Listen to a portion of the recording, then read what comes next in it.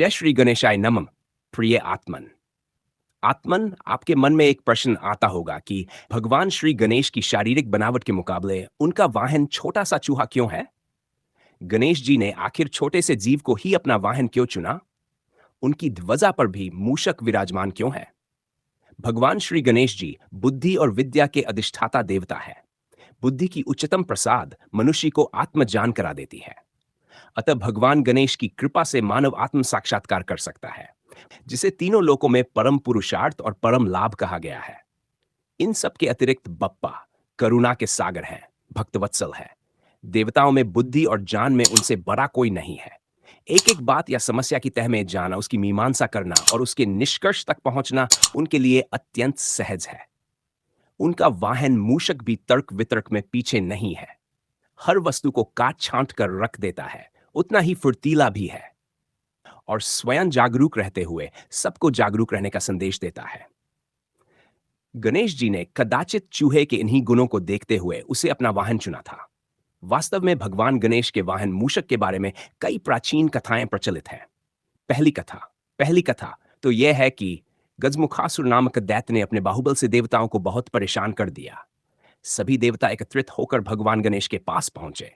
तब भगवान श्री गणेश ने उन्हें गजमुखासुर से मुक्ति दिलाना भरोसा दिलाया। तब श्री गणेश कागमुखासुर दैत्य से भयंकर युद्ध हुआ। युद्ध में श्री गणेश का एक दांत टूट गया। तब क्रोधित होकर उसने टूटे दांत सूर्य पर ऐसा प्रहार किया कि वह बराकर चूहा बनकर भागा। लेकिन गणेश जी ने उसे पकड़ लिया। मृत्यु के भय से वह क्षमा याचना करने लगा। तब श्री गणेश ने मूषक रूप अपना वाहन बना लिया। दूसरी कथा यह है कि स्वर्ग के राजा इंद्र के दरबार में क्रौंच नामक गंधर्व था। एक बार इंद्र किसी गंभीर विषय पर चर्चा कर रहे थे, लेकिन क्रौंच किसी और ही मूड में था। वह अप्सराओं से हंसी ठिठोली कर रहा था। इंद्र का ध्यान उस पर गया तो नाराज इंद्र ने उसे चूहा बन जाने का शाप दे दिया।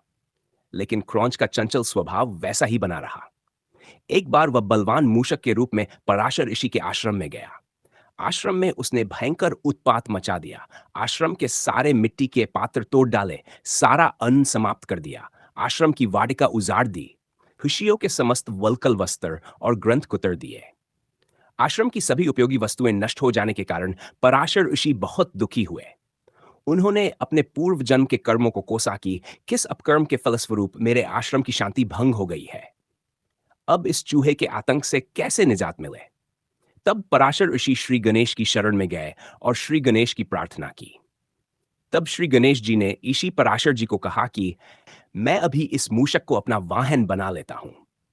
तब श्री गणेश जी ने उस मूषक को पकड़ने के लिए अपना तेजस्वी पाश फेंका। पाश उस मूषक का पीछा करता हुआ पाताल लोक तक गया और उसका कंठ बांध लिया। फिर उसे घसीटकर बाहर निकाल गजानन के सम्मुख उपस्थित कर दिया। पाश की पकड़ से मूषक मूर्छित हो गया। मूर्छा खुलते ही उसने अपने आप को भगवान गणेश जी के सम्मुख पाया और श्री गणेश की आराधना शुरू कर दी। साथ ही अपने प्राणों की भीख मांगने लगा।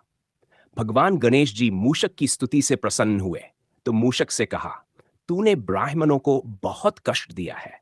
मैं दुष्टों के नाश एवं साधु पुरुषों के कल्याण के लिए संकल्पित हूं। लेकिन शरणागत की रक्षा करना भी मेरा परम धर्म है। इसलिए तू जो वरदान चाहता है मांग ले। ऐसा सुनकर उस उत्पाती मूषक का अहंकार जाग उठा और वह कहने लगा, मुझे आपसे कुछ नहीं मांगना है। आप चाहे तो मुझसे ही वर मांग सकते हैं। मूषक की गर्व भरी वाणी सुनकर गणेश जी मन ही मन मुस्कुराए और कहा, यदि तेरा वचन सत्य है तो तू मेरा वाहन बन जा। मूषक के तथास्तु कहते ही गणेश जी तुरंत उस पर आरूढ़ हो गए। अब भारी भरकम गजानन के भार से दबकर मूषक को प्राणों का संकट बनाया। तब उसने गजानन से प्रार्थना की कि वे अपना भार उसके वहन करने योग्य बना लें। इस तरह मूषक का गर्व चूर कर गणेश जी ने उसे अपना वाहन बना लिया। यही मूषक श्री गणेश का प्रिय वाहन बना। कथा का संदेश, इस तरह देव गणपति बप्पा अहंकार को जीतकर उस पर सवारी करते हैं। यह प्रसंग हमें यह संदेश देता है कि हमें भी अहंकार रहित होना चाहिए। अहंकार करने वाले भक्त भगवान गणेश को पसंद नहीं है और ऐसे लोग भगवान गणेश के दंड पाश से नहीं बच सकते। उन्हें श्री गणेश अवश्य दंडित करते हैं। भक्तों, कमेंट में गणपति बप्पा मोरया अवश्य लिखें।